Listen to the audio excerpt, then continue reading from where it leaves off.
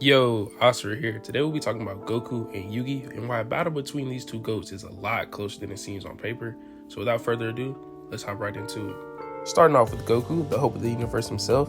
Even back during Z, he would boast extraordinary power, being able to defeat the likes of Frieza, who could easily destroy planets in his base form. Frieza's power wouldn't stop at planets though, as he was a threat to the entire universe itself. Being a universal threat within Dragon Ball is a lot more impressive than you may think at first glance. Once you take into account the actual size of the universe within Dragon Ball, with it being stated to be infinite in scope numerous times. Goku would go on to fight another monstrous enemy, this time by the name of Cell, an extremely powerful android housing infinite energy. This same Cell was casually boasting about being able to destroy the solar system, and according to Android 16, was going to destroy the entire universe. Goku would go beyond all this power after defeating Majin Buu and being crowned the strongest warrior. He would then go beyond the realm of a mere Saiyan and trespass into the domain of a god. After losing to Beerus in an attempt to appease the destroyer's appetite for battle, he would achieve Super Saiyan God and clash with Beerus. This clash being powerful enough to destroy not only the universe, but the Kaioshin realm as well. The Kaioshin realm being stated to be a transcendent realm beyond dimensions. Being beyond the universe would make the Kaioshin realm fifth dimensional in scope. Goku would go on to retain this power in Super Saiyan, and is implied to be the same for his base in the manga. So Goku would be in these fifth dimensional ranges of power, but within the tournament of power, Goku would go beyond and grow even stronger. Goku going beyond and getting stronger is due to him fighting and defeating Jiren within the tournament of power. Jiren has a multitude of statements putting him above the Gods of Destruction. The Gods of Destruction had a tournament within the manga that shows even if it's only a little bit, they are relative to each other in some way.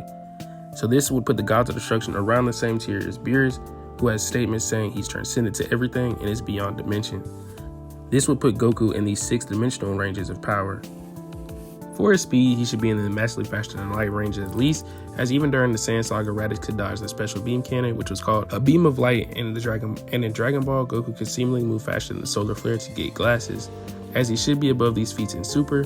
Furthermore, the speed of the energy released in Goku and Beerus' clash would have to travel to everything in the universe and extremely fast, as the universe is infinite and it was stated to reach the Kaioshin realm, which you would need teleportation to reach. Building off the last point, for a higher interpretation of Goku's speed, Goku would be relative to Granola, who is superior to his instant transmission, which is instant. This, along with the energy traveling across the infinite universe into the Kaioshin realm, would justify infinite speed Goku, but for more evidence, Goku is capable of shaking the world of Void, which is stated to be infinite.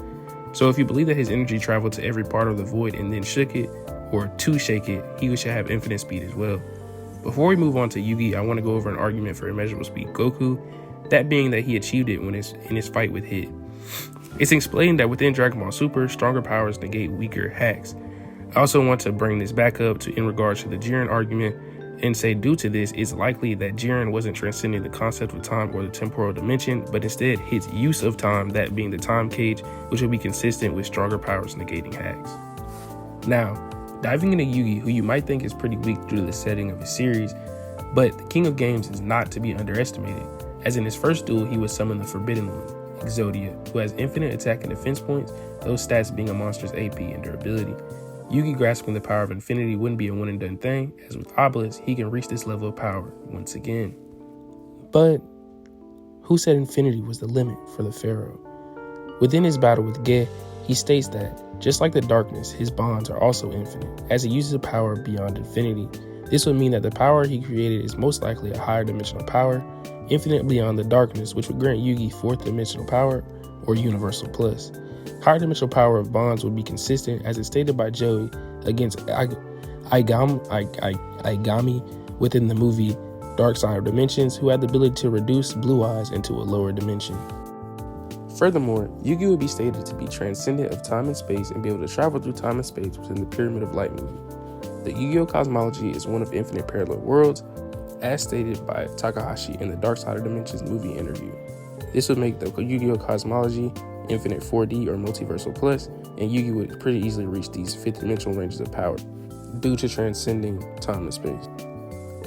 Finally, he's stated to be the ultimate duelist with the strongest deck within GX. This is impressive, as it would make him above the likes of Yubel, who has a pretty impressive feat, that being fusing together 12 dimensions or 12 universes, which would be low multiversal, but there's another way to interpret this feat as she describes the universe as 12th dimensional, even says the universe is 12 dimensions, which would make this feat baseline hyperversal. It also wouldn't be inconsistent for the universe to contain higher dimensions, as we know Kaiba was traveling to higher dimensions like the afterlife that were infinitely above previous dimensions, and we also know there's just a higher plane within Yu-Gi-Oh! So Yugi, with all that said, would be in the universal plus the hyperversal ranges of power, depending on your interpretation of the Yu-Bell feat. For speed, since Yugi is stated to transcend time and space, this would grant him immeasurable speed, but if you don't agree with him being immeasurable speed, then for the sake of this video, I'll be keeping him in at least MFTL, but he would be in the peak human levels of speed. So, with all this being said, who wins? The hope of the universe or the king of games? As I said before, it's a lot closer than it may seem on paper, as Goku is extremely powerful in these 6-dimensional ranges of power with MFTL to infinite speed. Yugi is certainly no slouch either. His monsters are pretty strong. I think if you give Yugi his 5B scaling, the battle could potentially come down to hacks, as he would be faster with his immeasurable speed, but Goku being able to negate hacks with his strength could render that useless. That being said, if you grant Yugi his hyperscaling, this is a wash in his favor, as his monsters will be too powerful for the Saiyan to handle. Those are my thoughts on the topic, but what about yours?